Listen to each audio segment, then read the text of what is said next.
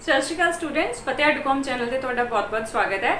सो अज जिहड़ा आपां excise taxation का पार्ट सीगा फस्ट पार्ट 7 जिहड़ा सीगा वो कंप्लीट किया राइट। एंड उहदे विच एक पार्ट सी इंडियन इकोनॉमी दे विच मैनूं बच्चे मैसेज कर रहे कि तुसीं कराई नहीं है। सो मैं तुहानूं पहलां ही कहा सीगा कि मैं वो वाले पार्ट्स कराऊंगी जिहड़े तुहानूं किते नहीं मिल रहे, बिकॉज स्टूडेंट्स जिहड़े सी इस लई चिंतित सीगे कि सानूं इहो जिहा सिलेबस पाता असीं कित्थों करना है। सो इंडियन इकोनॉमी इदां दा पार्ट नहीं हैगा कि जिहड़ा तुहानूं कितों लभे ना। एंड दूसरी गल, इंडियन इकोनॉमी के कोर कॉन्सैप्ट्स मैं ऑलरेडी कवर करा चुकी हाँ 5-6 लैक्चर्स। वो जिन्ने इंपॉर्टेंट अगर तुम BCS का पेपर भी इस बार दिता हो प्रीलिम्स तो वो जिन्ने क्वेश्चन इकोनॉमी के आए सी ना एक नूं छड्ड के सिर्फ NPAs वाले नूं, बाकी तुसीं वो सारियां मेरियां वीडियोज़ जो कर सकते सी अगर तुसीं देखिया होंदियां ते। ठीक है, सो इन्नी डिटेल के नालों कॉन्सैप्ट मैं तुहाडे करवाए हुए ने। बाकी जिहड़े बच्चे नवे आए हैं सबसक्राइब करो चैनल नूं, वीडियोज़ नूं शेयर करो, लाइक करो तो ज्वाइन जरूर करो। ठीक है, बाकी तुसी इधर उधर कोचिंग लेंदे हो 4-5 हज़ार रुपये देंगे, इतने 150 रुपये तुसी ज्वाइन नहीं कर सकते जिथे तुहानूं फ्री क्वालिटी कंटेंट मिल रहा है। चलो स्टार्ट करते हैं। सो कॉन्स्टिट्यूशनल प्रोविजन सब तो पहले industrial rules and regulation second तुहाडा टॉपिक है। ठीक है, सो ये आपां पढ़ांगे कि कुछ आपां पार्ट इहदा कवर कर चुके हैं पिछले दे जिहदे विच टैक्सेशन रिलेटेड आपां वीडियो पढ़ियां सीगियां, टैक्सेशन रिफॉर्म्स आए, टैक्सेशन स्ट्रक्चर किवें है। ठीक है, इंडस्ट्रीज दे विच किद्दां कॉरपोरेट टैक्स वगैरह सारा कुछ आपां पढ़िया सीगा, है ना। हुण इहदे विच जिहड़े कॉन्स्टिट्यूशनल प्रोविजनस सब तो पहला आपां डिस्कस करते हैं कि जिद्दां सब तो मोस्ट इंपॉर्टेंट एसेट की है किसी भी इंडस्ट्री का, मैन पावर। ठीक है, सो मैन पावर नूं रिटेन करने वास्ते, मैन पावर दे कंफर्ट वास्ते कई तरह दी सहूलतां जिहड़ियां सरकार ने बनाईयां होईयां, कई तरह दी सहूलतां जिहड़ियां कंपनीज भी बनाती है। ठीक है, सो सब तो पहला अगर आप कॉन्स्टिट्यूशनल प्रोविजनस की गल करिए तो ये कुछ आर्टिकल्स इहो जिहे ने जिहड़े लेबर्स की हिमायत करते हैं या लेबर्स के हकों लिए बोलते हैं या उन्हों दी राइट्स को प्रोटैक्ट करते हैं। So for example the need for protecting and safeguarding interest of labour as human beings has been enshrined in chapter 3। Chapter 3 किहड़ा आ फंडामेंटल राइट्स, और वो आर्टिकल्स आते हैं आर्टिकल 16, 14 भी है, 15 भी है, 16 भी है। ठीक है, 14 राइट टू इक्वालिटी की गल करते हैं, 15 डिस्क्रिमिनेशन की गल करते हैं, नॉट टू डिस्क्रिमिनेट। 16 भी आप डिस्क्रिमिनेशन की गल करते हैं ऑन स्पैसीफिक ग्राउंड्स। दैन उस तो बाद आर्टिकल 19, 23, 24। दैन उस तो बाद चैप्टर 4 की है DPS की, चैप्टर 3 की है फंडामेंटल राइट्स एंड चैप्टर 4 की है directive principles of state policy. So ये भी कुछ आर्टिकल्स जिहड़े दिते हुए आ, जिवें आर्टिकल 39, 41, 42, 43, 43A एंड 54। ठीक है, then of the constitution of India keeping in line with fundamental rights and DPSPs। मतलब इन्हां आर्टिकल्स के थ्रू जिहड़े लेबर है उन्हां दे इंटरस्ट नूं प्रोटैक्ट करन दी, सेफगार्ड करन दी कोशिश जिहड़ी है कीती गई है। सो आर्टिकल 14 की है, it command state to treat any person equally before law. Right, so कोई भी परसन जो इक्वली ट्रीट करना है। इक्वली ये परसन आप मैन वूमैन भी कह सकते हैं। ठीक है, जो ये तो नहीं ना कि मैन जो इक्को काम वूमैन भी कर रही है, मैन भी कर रहा है तो मैन को ज़्यादा तनख्वाह दी जाए तो वूमैन को घट दी जाए। सो वो की है, फिर इनजस्टिस हो गया। Then article 19(1)(c) grant citizen the right to form associations और यूनियंस। जो साढ़े लगता है कि साढ़े हक जोड़े खतरे के तो आप करते आप इकट्ठे होने, अपनी आवाज़ उठाने। सो इकट्ठे होकर आप बनाने एसोसीएशनस बनाने, यूनियंस बनाने। जिवें अजकल साड़ी आवाज़ नहीं सुनी जा रही तो असीं ट्विटर के उत्ते इकट्ठे होए हैं। सो एवं लेबर है, लेबर भी उसकी आवाज़ जो नहीं सुनी जाती तो फिर यूनियन बनाती है, तो यूनियन थ्रू अपनी आवाज़ जी गवर्नमेंट तक पहुँचाती है। दैन आर्टिकल 21 की कहते हैं protection of life and personal liberty. Then article 23 के 24 बहुत इंपॉर्टेंट है। 24 राइट अगेंस्ट एक्सप्लॉयटेशन। ठीक है, so article 23 prohibits forced labour traffic in human beings and begar and other similar forms of forced labour are prohibited. Forced labour की होंगी है जिहदे पैसे जां तां दिते नहीं जाते तो जां बिल्कुल घट दिते जाते, बंदे नूं उहदे हक दे बनते पैसे नहीं दिते जाते तो उसको पूरा काम भी लिया जाता है। सो उदा की चीज़ जी प्रोहिबिटेड है। आर्टिकल 24 के चिल्ड्रन रिलेटेड कुछ प्रोविजनस ने भी चिल्ड्रन को जबरदस्ती तुसी काम नहीं करा सकते, जोड़े हाजरस ऑक्यूपेशनस ने उन्होंने इन्वॉल्व नहीं कर सकते। ठीक है, दैन उस तो बाद है आर्टिकल 16(1) कहता है equality of opportunity in matters of employment. Right, कि जोड़े इंप्लॉयमेंट के मैटर्स ने वो हर एक नूं बराबर का अधिकार देना चाहिए। ਇਹ ਨਹੀਂ ਹੈ ਕਿ ਜਿੱਦਾਂ ਇਹਨਾਂ ਨੇ ਹੁਣ ਕੀਤਾ ਆ ਵੈਸੇ ਮਤਲਬ ਚਲੋ ਇਹ ਤਾਂ ਇਹਨਾਂ ਦੀ ਰਿਕੁਆਇਰਮੈਂਟ ਨਹੀਂ, ਮੈਂ ਜਸਟ ਐਗਜ਼ਾਮਪਲ ਦੇ ਰਹੀ ਹਾਂ। ਜਿਵੇਂ ਇਲੈਕਸ਼ਨ ਕਾਨੂੰ ਹੋ ਦੀਆਂ ਪੋਸਟਾਂ ਨਿਕਲੀਆਂ, 4 ਪੋਸਟਾਂ ਕੁੜੀਆਂ ਦੀ ਤੇ 1 ਪੋਸਟ ਮੁੰਡੇ ਦੀ, ਉਹ ਵੀ EWS ਦੇ ਵਿੱਚ, right, just an example. Then ਉਸ ਤੋਂ ਬਾਅਦ ਆਰਟੀਕਲ 16(2) ਕਹਿੰਦਾ not to discriminate on grounds of religion, race, caste, sex, descent, place of birth, residence or any of them in matters of employment। ਕਿ ਇਹ ਵਾਲੀਆਂ ਸਿਰਫ ਜਿਹੜੀਆਂ ਗਰਾਊਂਡਸ ਹੈ ਇਹਨਾਂ ਦੇ ਬੇਸ ਤੇ ਕਿਸੇ ਵੀ ਤਰ੍ਹਾਂ ਦਾ ਭੇਦਭਾਵ ਜਿਹੜਾ ਆ ਉਹ ਨਹੀਂ ਕਰੇਗੀ ਸਟੇਟ। ਸੋ ਇਹਦੇ ਵਿੱਚ ਤੁਹਾਨੂੰ ਪਤਾ ਫੰਡਾਮੈਂਟਲ ਰਾਈਟਸ ਜਿਹੜੀਆਂ ਹੁੰਦੀਆਂ ਨੇ ਉਹ ਐਬਸੋਲਿਊਟ ਤੇ ਹੁੰਦੀਆਂ ਨਹੀਂ ਹੈ, ਠੀਕ ਹੈ। So restrictions are always there. Then ਉਸ ਤੋਂ ਬਾਅਦ ਕਈ ਵਾਰੀ ਆਪਾਂ ਜਿੱਦਾਂ ਇਹਦੇ ਵਿੱਚ ਐਗਜ਼ਾਮਪਲ ਹੈ ਰੈਜ਼ੀਡੈਂਸ, ਇਹਨਾਂ ਨੇ ਕਿਹਾ ਹੈ ਨਾ, ਤੁਸੀਂ ਰੈਜ਼ੀਡੈਂਸ ਕਈ ਵਾਰੀ ਸਟੇਟ ਜਿਵੇਂ ਕਹਿ ਦਿੰਦੀ ਹੈ ਵੀ ਡੋਮਿਸਾਈਲ ਜਿਹੜਾ ਪੰਜਾਬ ਦਾ ਹੋਣਾ ਚਾਹੀਦਾ ਆ, ਬਟ ਇਹ ਨਹੀਂ ਕਿ ਬਾਹਰਲੇ ਬੰਦੇ ਨੂੰ ਬਿਲਕੁਲ ਪ੍ਰੋਹਿਬਿਟਡ ਹੈ ਕਿ ਉਹ ਅਪਲਾਈ ਨਹੀਂ ਕਰ ਸਕਦਾ। ਜਿਵੇਂ ਹਰਿਆਣੇ ਰਾਜਸਥਾਨ ਦੇ ਬੱਚੇ ਵੀ ਅਪਲਾਈ ਕਰਦੇ ਨੇ ਪੰਜਾਬ ਦੀਆਂ ਜੌਬਸ ਲਈ, ਜਾਂ ਪੰਜਾਬ ਦੇ ਬੱਚੇ ਵੀ ਹਰਿਆਣੇ ਰਾਜਸਥਾਨ ਲਈ ਅਪਲਾਈ ਕਰਦੇ ਨੇ, ਬਟ ਉਹਦੇ ਵਿੱਚ ਸਟੇਟ ਕੀ ਹੈ, ਸਟੇਟ ਆਪਣੀ ਪ੍ਰੋਵੀਜ਼ਨ ਰੱਖ ਲੈਂਦੀ ਹੈ ਵੀ ਜਿਹੜੇ ਪੰਜਾਬ ਦੇ ਬੱਚੇ ਆ 85% ਕੋਟਾ ਉਹਨਾਂ ਦਾ ਤੇ 15% ਬਾਕੀ ਸਟੇਟਸ ਦਾ ਆ। ਸੋ ਇਸ ਤੋਂ ਇਲਾਵਾ ਹੁਣ ਅਗਰ ਆਪਾਂ DPSPs ਦੇ ਕੁਝ ਆਰਟੀਕਲਸ ਦੀ ਗੱਲ ਕਰਦੇ ਹਾਂ, ਰਾਈਟ। ਸੋ ਇਹ ਆਰਟੀਕਲਸ ਜਿਹੜੇ ਨੇ ਇਹ ਜਿੱਦਾਂ ਹੁਣ ਡਿਫਰੈਂਟ ਐਕਟਸ ਬਣਾਏ ਆ, ਜਿਵੇਂ ਫੈਕਟਰੀਜ਼ ਐਕਟ ਹੈ 1948, ਰਾਈਟ, ਉਹਦੇ ਵਿੱਚ ਹੈਗਾ ਕਿ 14 ਸਾਲ ਤੋਂ ਨੀਚੇ ਜਿਹੜੇ ਬੱਚੇ ਆ ਉਹਨਾਂ ਨੂੰ ਹਾਜ਼ਰਸ ਆਕੂਪੇਸ਼ਨ ਵਗੈਰਾ ਦੇ ਵਿੱਚ ਨਹੀਂ ਇਨਵੋਲਵ ਕਰਨਾ ਚਾਹੀਦਾ। ਦੈਨ ਜੁਵੀਨਲ ਜਸਟਿਸ ਐਕਟ ਹੈ ਜਿਹਦੇ ਵਿੱਚ ਚਿਲਡਰਨ ਦੀ ਪ੍ਰੋਟੈਕਸ਼ਨ ਵਾਸਤੇ ਬਣਾਇਆ ਗਿਆ ਆ। ਦੈਨ ਉਸ ਤੋਂ ਬਾਅਦ ਹੋਰ ਵੀ ਕਈ ਇਸ ਤਰ੍ਹਾਂ ਦੇ ਐਕਟਸ ਨੇ, ਠੀਕ ਹੈ, ਜਿੱਦਾਂ ਮਾਈਨਸ ਐਕਟ ਹੈ ਉਹਦੇ ਵਿੱਚ ਵੀ ਚਿਲਡਰਨ ਨੂੰ ਪ੍ਰੋਹਿਬਿਟਡ ਆ ਕਿ ਉਹ ਮਾਈਨਸ ਦੇ ਵਿੱਚ ਕੰਮ ਨਹੀਂ ਕਰਨਗੇ। ਸੋ ਇਸ ਤਰ੍ਹਾਂ ਇਹਨਾਂ ਆਰਟੀਕਲਸ ਦੇ ਰਿਲੇਟਡ ਹੀ ਫਿਰ ਉਸ ਤੋਂ ਬਾਅਦ ਲੈਜਿਸਲੇਸ਼ਨਸ ਦੇ ਥਰੂ ਉਹਨਾਂ ਨੂੰ ਜਿਹੜਾ ਇੰਪਲੀਮੈਂਟ ਕੀਤਾ ਜਾਂਦਾ ਹੈ ਕਿ ਕਿਵੇਂ ਉਹਨਾਂ ਨੂੰ ਆਪਾਂ ਸੇਫਗਾਰਡ ਕਰੀਏ, ਲੇਬਰ ਨੂੰ ਕਿਵੇਂ ਸੇਫਗਾਰਡ ਕਰੀਏ, ਰਾਈਟ। ਸੋ ਇਸ ਤੋਂ ਇਲਾਵਾ ਜਿਹੜਾ DPSP ਆਪਾਂ ਫੰਡਾਮੈਂਟਲ ਰਾਈਟਸ ਦੀ ਗੱਲ ਕੀਤੀ, ਤਾਂ DPSP ਦੀ ਗੱਲ ਕਰੀਏ ਤਾਂ ਸਭ ਤੋਂ ਪਹਿਲਾਂ ਆਰਟੀਕਲ ਹੈਗਾ 39A। ਇਹ ਕੀ ਕਹਿੰਦਾ ਹੈ, ਇਟ ਪ੍ਰੋਵਾਈਡਸ ਦ ਸਟੇਟ ਸ਼ੈਲ, ਕਿਉਂਕਿ ਜਿਹੜੇ DPSP ਡਾਇਰੈਕਟਿਵ ਪ੍ਰਿੰਸੀਪਲਸ ਇਹ ਸਟੇਟਸ ਨੂੰ ਇੰਸਟਰਕਸ਼ਨਸ ਹੁੰਦੀਆਂ ਨੇ, ਹੈ ਨਾ, ਕਿ ਸਟੇਟ ਜਿਹੜੀ ਹੈ ਚੀਜ਼ ਵੈਲਫੇਅਰ ਵਾਸਤੇ ਲੋਕਾਂ ਦੇ ਜਿਹੜਾ ਇੰਪਲੀਮੈਂਟ ਕਰ ਸਕਦੀ ਹੈ। ਸੋ ਬੇਸਿਕਲੀ DPSP ਦੇ ਵਿੱਚ ਕੀ ਹੈ, ਵੈਲਫੇਅਰ ਨੂੰ ਇੱਕ ਉਹ ਰੱਖਿਆ ਗਿਆ ਹੈ ਮੇਨ, ਠੀਕ ਹੈ, ਮੁੱਦਾ। So 39A provides the state shall secure equal opportunities for access to justice, ठीक है, to citizens and ensure that such opportunities are not denied by reasons of economic or other disabilities। ਸੋ ਇਹਦੇ ਵਿੱਚ ਕੀ ਹੈ ਕਿ state ਜਿਹੜੀ ਹੈ ਹਰ ਇੱਕ ਬੰਦੇ ਨੂੰ ਇਕੁਅਲ ਓਪਰਚੁਨਿਟੀ ਪ੍ਰੋਵਾਈਡ ਕਰੇਗੀ ਕਿ ਜੇ ਇਨ ਕੇਸ ਉਹਦੇ ਫੰਡਾਮੈਂਟਲ ਰਾਈਟਸ ਜਿਹੜੇ ਆ ਉਹ ਵਾਇਲੇਟ ਹੋ ਰਹੇ ਆ ਤੇ ਉਹ ਜਸਟਿਸ ਸੀਕ ਕਰ ਸਕਦਾ ਆ।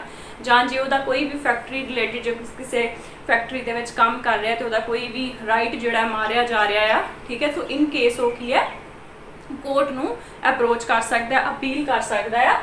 ਬਟ ਇਹਦਾ ਮਤਲਬ ਇਹ ਨਹੀਂ ਹੈ ਕਿ ਜੇ ਕੋਈ ਬੰਦਾ ਅਮੀਰ ਹੈ ਉਹੀ ਜਾ ਸਕਦਾ ਹੈ, ਗਰੀਬ ਬੰਦਾ ਨਹੀਂ ਜਾ ਸਕਦਾ, ਜਾਂ ਡਿਸੇਬਲ ਕਿਸੇ ਵੀ ਤਰੀਕੇ ਦਾ ਕੋਈ ਵੀ ਡਿਸੇਬਲਮੈਂਟ ਹੈਗੀ ਉਹ ਬੰਦਾ ਨਹੀਂ ਜਾ ਸਕਦਾ। ਇਹ ਹਰ ਇੱਕ ਲਈ ਬਰਾਬਰ ਹੈ, ਬਰਾਬਰ ਓਪਰਚੁਨਿਟੀਜ਼ ਜਿਹੜੀਆਂ ਸਟੇਟ ਪ੍ਰੋਵਾਈਡ ਕਰੇਗੀ। ਸੋ ਇਹਦੇ ਲਈ ਸਟੇਟ ਨੇ ਜਿਹੜਾ ਨਾਲਸਾ ਐਕਟ ਲਿਆਂਦਾ ਸੀਗਾ, ਠੀਕ ਹੈ, NALSA national legal service authorities act. ਇਹਦੇ ਵਿੱਚ ਤੁਹਾਨੂੰ ਪਤਾ ਜਿਹੜੇ ਡਿਫਰੈਂਟ ਜਿਹੜੇ ਲੋਕ ਜਿਵੇਂ ਵੂਮਨ ਵੀ ਹੋ ਗਈਆਂ ਜਾਂ ਟਰਾਂਸਜੈਂਡਰਸ ਹੋ ਗਏ ਜਾਂ ਫਿਰ ਹੋਰ ਜਿਹੜੇ ਗਰੀਬ ਲੋਕ ਹੁੰਦੇ ਆ ਜਿਹੜੇ ਲਿਟੀਗੇਸ਼ਨਸ ਦੇ ਵਿੱਚ ਨਹੀਂ ਪੈਂਦੇ ਵੀ ਕਿਉਂਕਿ ਇਹਦੇ ਵਿੱਚ ਖਰਚਾ ਬਹੁਤ ਜ਼ਿਆਦਾ ਲੱਗਦਾ ਆ, ਠੀਕ ਹੈ। ਸੋ ਉਹਨਾਂ ਨੂੰ ਫ੍ਰੀ ਆਫ ਕਾਸਟ ਜਿਹੜਾ ਆ ਉਹ ਸਾਰਾ ਪ੍ਰੋਸੈਸ ਉਹਨਾਂ ਦਾ ਜਿਹੜਾ ਸਰਕਾਰ ਦੇਖਦੀ ਹੈ ਨਾਲਸਾ ਐਕਟ ਦੇ ਅੰਡਰ। ਸੋ ਇਹਦੇ ਇਸ ਆਰਟੀਕਲ ਦੇ ਅੰਡਰ ਲਿਆਂਦਾ ਗਿਆ ਸੀਗਾ ਤਾਂ ਕਿ ਜਿਹੜਾ access to justice to all citizens ਜਿਹੜਾ ਨੂੰ ਸਿਕਿਉਰ ਕੀਤਾ ਜਾਏ, ਠੀਕ ਹੈ। ਸਾਰੇ ਸਿਟੀਜ਼ਨਸ ਨੂੰ ਬਰਾਬਰ ਦਾ ਜਸਟਿਸ ਲੈਣ ਦਾ ਅਧਿਕਾਰ ਹੈ ਇਰਰਿਸਪੈਕਟਿਵ ਆਫ ਦਾ ਥਿੰਗ ਕਿ ਉਹ ਅਮੀਰ ਹੈ, ਗਰੀਬ ਹੈ ਜਾਂ ਕਿਸੇ ਤਰ੍ਹਾਂ ਦੀ ਉਹਦੇ ਹੋਰ ਕੋਈ ਡਿਸੇਬਿਲਿਟੀ ਜਿਹੜਾ ਫੇਸ ਕਰ ਰਿਹਾ ਹੈ। ਦੈਨ ਉਸ ਤੋਂ ਬਾਅਦ ਹੈਗਾ ਆਰਟੀਕਲ 41।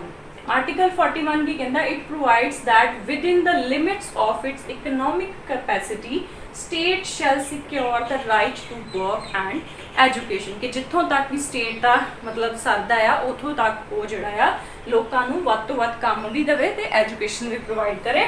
ਦੈਨ ਉਸ ਤੋਂ ਬਾਅਦ ਆਰਟੀਕਲ 42 ਕੀ ਕਹਿੰਦਾ ਆ, it instructs state to make provisions for securing just and humane conditions of work, ਕਿ ਜਿੱਦਾਂ ਫੈਕਟਰੀ ਐਕਟ ਦੇ ਵਿੱਚ ਲਿਖਿਆ ਗਿਆ ਹੈ ਵੀ ਮਤਲਬ ਜਸਟ ਐਂਡ ਹਿਊਮੇਨ ਕੰਡੀਸ਼ਨ ਕਿ ਦਾ ਨਾਈਟ ਸ਼ਿਫਟਸ ਜਿਹੜੀਆਂ ਜ਼ਿਆਦਾ ਨਹੀਂ ਹੋਣੀਆਂ ਚਾਹੀਦੀਆਂ, ਠੀਕ ਹੈ। ਵੂਮਨ ਵਾਸਤੇ ਕ੍ਰੈਚ ਫੈਸਿਲਿਟੀ ਹੋਣੀ ਚਾਹੀਦੀ ਹੈ, ਜਿੱਦਾਂ ਜਿਹੜੇ ਜਿੱਥੇ ਵੀ ਕੰਮ ਕਰ ਰਹੇ ਆ ਉੱਥੇ ਸਪੀਟੂਨ ਹੋਣੇ ਚਾਹੀਦੇ ਥਾਂ ਥਾਂ ਤੇ, ਠੀਕ ਹੈ, ਬਾਥਰੂਮਸ ਵਗੈਰਾ ਹੋਣੇ ਚਾਹੀਦੇ ਆ। ਸੋ ਉਹ ਸਾਰੀਆਂ ਚੀਜ਼ਾਂ ਜਿਹੜੀਆਂ ਐਂਬੀਐਂਸ ਜਿਹੜਾ ਇੱਕ ਵਧੀਆ ਹੋਣਾ ਚਾਹੀਦਾ ਹੈ ਕੰਮ ਕਰਨ ਦਾ। ਐਂਡ ਫॉर ਮੈਟਰਨਿਟੀ ਲੀਵ ਕਿ ਜਿਹੜੀਆਂ ਪ੍ਰੈਗਨੈਂਟ ਵੂਮਨ ਹੈ ਉਹਨਾਂ ਵਾਸਤੇ ਮੈਟਰਨਿਟੀ ਰਿਲੀਫ ਜਿਹੜਾ ਹੋਣਾ ਚਾਹੀਦਾ। ਜਿਵੇਂ ਤੁਹਾਨੂੰ ਪਤਾ ਹੈ ਮੈਟਰਨਿਟੀ ਲੀਵ ਜਿਹੜੀ ਹੈ ਸਟੇਟ ਵੱਲੋਂ ਦਿੱਤੀ ਜਾਂਦੀ ਹੈ ਨਾ, दैन उस तो बाद आर्टिकल 43 की कहता है it order state to secure a living wage, ठीक है, living wage, decent condition of work and social and cultural opportunities to all workers through legislations. Then 43 A की कहता है it secure participation of workers in management, कि जो भी important decisions होंगे ने कोई भी मैनेजमेंट लेंदी है, जिमें कि अजकल तुहानूं पता डिसइनवैसटमेंट का बड़ा चल रहा है, रीसेंटली कल परसों ही न्यूज़ आई सी कि यूनाइटेड इंडिया इंश्योरेंस जिहड़ी है उन्होंने प्राइवेटाइज कर दिता जाऊगा, ठीक है, बट ਉਹਦੇ ਵਿੱਚ ਕੀ है कि उन्होंने ਜਿਹੜੇ ਉੱਥੇ ਕੰਮ कर रहे हैं बंदे उन्हों की भी तो राय लैनी चाहिए है ना सरकार ਨੂੰ, ठीक है। सो वो चीज़ है। सो ये की है पार्टिसिपेशन ऑफ वर्कर जी इंश्योर करनी चाहिए भी, जो कोई भी यहो इंपॉर्टेंट डिसीजन है जस्ट लाइक डिसइनवैसटमेंट वर्गा तो या फिर कोई होर भी जिहदे विच इंप्लॉयज़ के उत्ते भी फर्क आएगा, सो वो इंश्योर करो कि उन्होंने भी बराबर की पार्टिसिपेशन हैगी है। And this was added by 97th constitutional amendment 2011। So please note down. Further आप गल करिए तो जिहड़ा लेबर है ये कंकरेंट सबजैक्ट है, ठीक है। 3 लिस्टां होंदियां ने 7 शेड्यूल के अंडर, एक होंदा यूनियन लिस्ट, कंकरेंट लिस्ट ते स्टेट लिस्ट। यूनियन लिस्ट जिहड़ी हुंदी है उत्ते एक्सक्लूसिवली जिहड़ी सेंटर सरकार है वही कानून बनाती है, स्टेट लिस्ट के उत्ते स्टेट बनाती है और कंकरेंट लिस्ट के उत्ते स्टेट भी बना सकती है, बट यूनियन भी बना सकती है। बट हुंदा की है कि इन केस दोवें जिहड़े कॉन्ट्राडिक्ट कर रहे हैं तो यूनियन लॉ जिहड़ा वो प्रिवेल करता है, राइट। सो ये कुछ एंट्रीज दे विद रिस्पैक्ट टू अगर आप लेबर देखिए तो कुछ पॉइंट्स ने जिहड़े तुहानूं याद रखने ने भी कंकरेंट लिस्ट के अंडर की आंदा है तो यूनियन लिस्ट के अंडर की आंदा है। सो लेबर की है कंकरेंट सबजैक्ट है, that is both union and state can make laws with respect to labour. Recently तुहानूं पता है यूपी गवर्नमेंट ने भी कुछ रिफॉर्म्स लियाते हैं, ठीक है, लेबर लॉज के विच महाराष्ट्र ने भी लियाते हैं, वो भी आप डिस्कस करांगे जो लॉज पढ़ांगे। सो यूनियन लिस्ट दे विच एंट्री नंबर सब तो पहला 55 है, ये विच की आंदा है regulation of labour and safety in mines and fields, ठीक है, regulation of labour and safety in mines and fields. Then entry number 61 है industrial disputes concerning union laws. Then उसके बाद एंट्री नंबर 65 है union agencies and institutions for vocational training, word union याद रखियो, ठीक है। देन उस तो बाद है कंकरेंट लिस्ट। कंकरेंट लिस्ट के सब तो पहला एंट्री नंबर 22 है जिहदे विच trade unions, industrial and labour disputes आ गए। देन उस तो बाद है ट्रेड यूनियंस के बारे आप पढ़ांगे डिटेल दे विच जो आप ट्रेड यूनियन एक्ट 1926 पढ़ांगे, ठीक है। Then industrial and labour disputes भी आप पढ़ांगे इंडस्ट्रीयल डिस्प्यूट्स एक्ट 1947 के अंडर।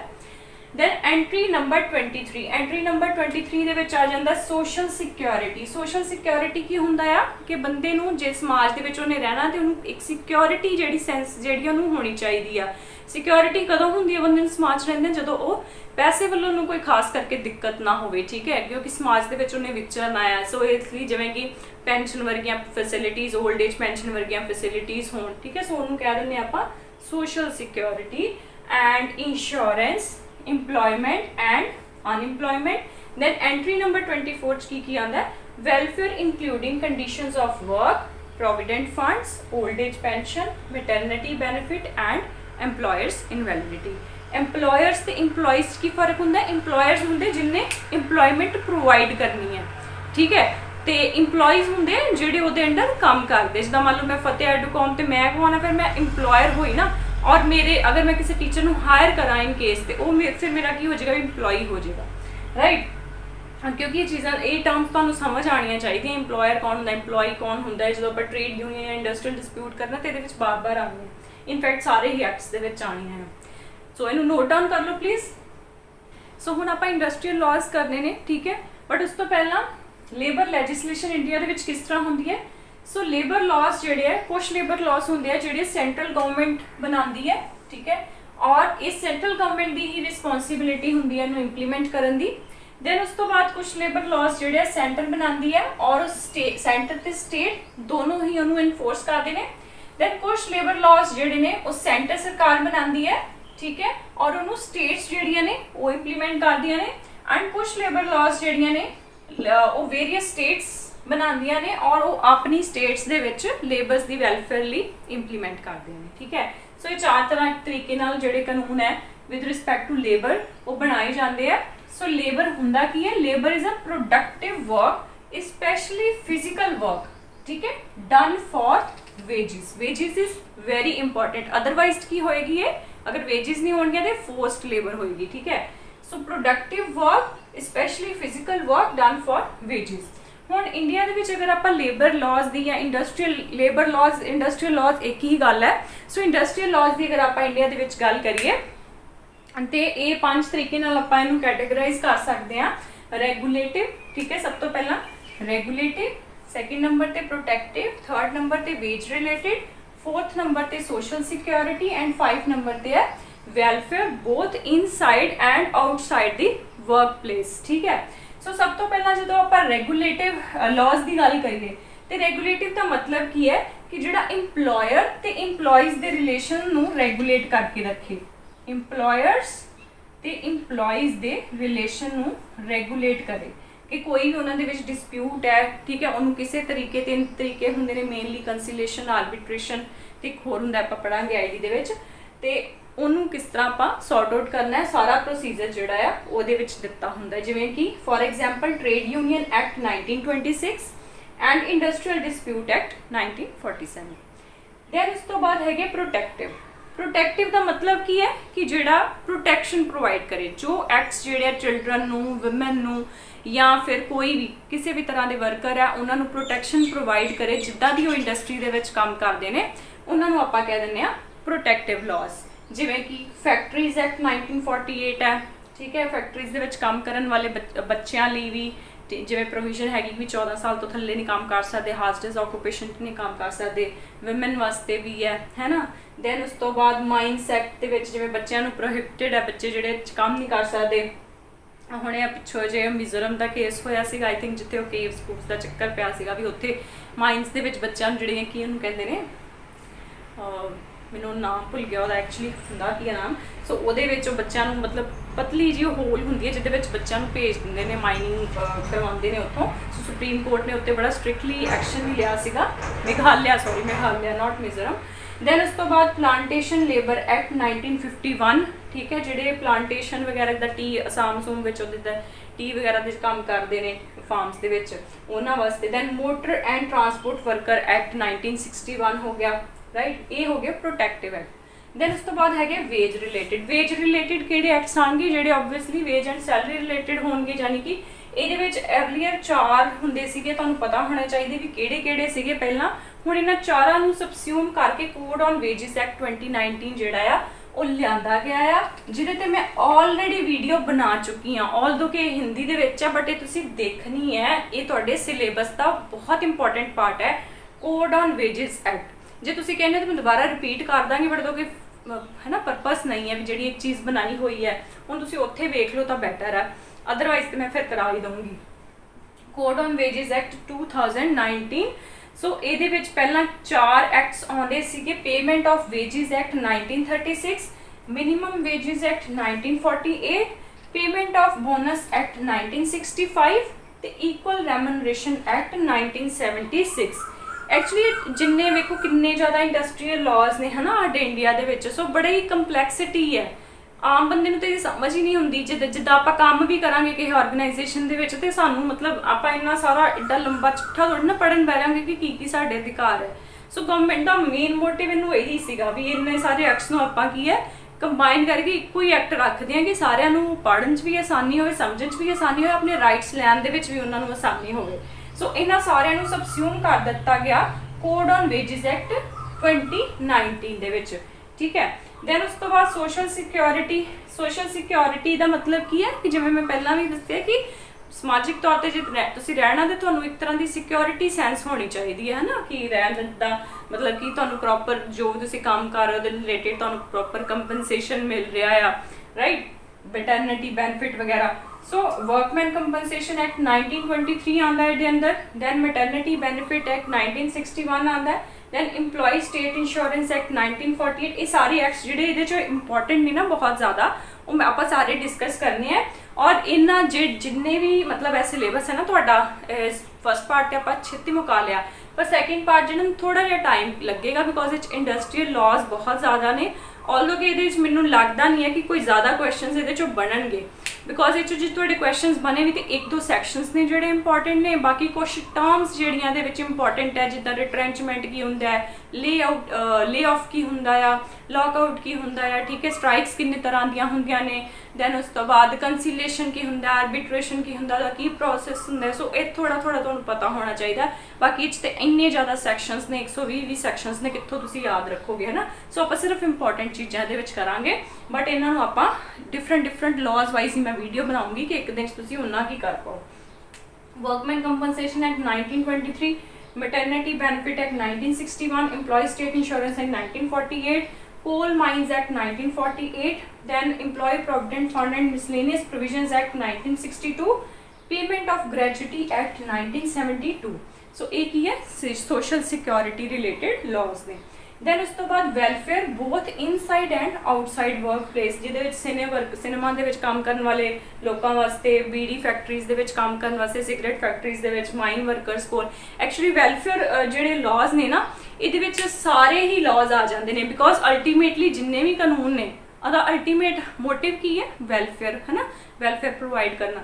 सो इस वास्ते वैलफेयर दे विच सारे ही जिहड़े लॉज आपां पढ़े आ, ठीक है, प्रोटैक्टिव दे विच जिवें आ cinema and beedi worker and वो सारे माइन वर्कर, वो सारे इहदे विच आन। तुहानूं नाम तो ही क्लीयर हो जाऊगा भी ये रेगुलेटिव चाहे प्रोटैक्टिव चाहे वेज रिलेटेड है, सोशल सिक्योरिटी है, ठीक है। तो बाकी ये सारे की है वैलफेयर दे विच ते आणगे। सो ये की है जनरल एक इंट्रोडक्शन तुहानूं दित्ता है कि जो भी अपने इंडस्ट्रीज दे विच रूल्स एंड रेगुलेशनस एप्लीकेबल हुंदे ने।